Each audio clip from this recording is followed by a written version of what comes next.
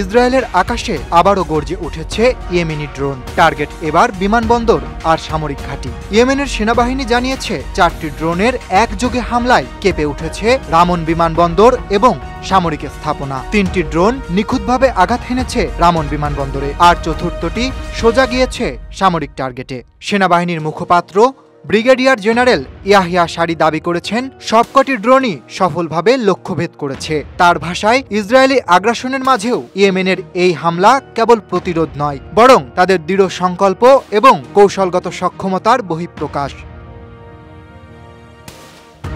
ইয়াহিয়া সারি স্পষ্ট জানিয়েছেন, ফিলিস্তিনের পাশে দাঁড়ানো ইয়েমেনের কাছে রাজনৈতিক অবস্থান নয়, বরং ধর্মীয়, নৈতিক আর মানবিক দায়িত্ব। আর এই দায়িত্ব পালনে তারা কোনো দ্বিধা করবে না।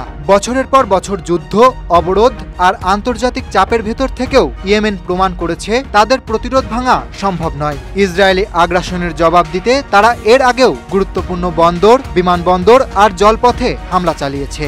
সর্বশেষ এই আক্রমণ শুধু সামরিক অভিযান নয়, বরং ফিলিস্তিনের প্রতি সমর্থনের জোরালো বার্তা এবং ইসরায়েলের আগ্রাসনের বিরুদ্ধে কৌশলগত ঘোষণা।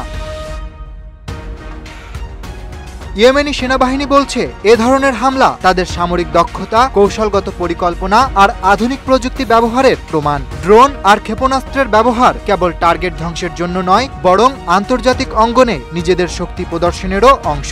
প্রতিরোধের শক্তি বজায় রাখা এবং আন্তর্জাতিক অবস্থানকে দৃঢ় রাখতেই এমন অভিযান চালিয়ে যাবে ইয়েমেন। আবারও সতর্ক করে বলা হয়েছে, ফিলিস্তিনের পাশে দাঁড়ানো এবং ইসরায়েলের সামরিক রাজনৈতিক কার্যক্রমকে ঠেকানোই তাদের চূড়ান্ত লক্ষ্য। Desk report, Dhaka express.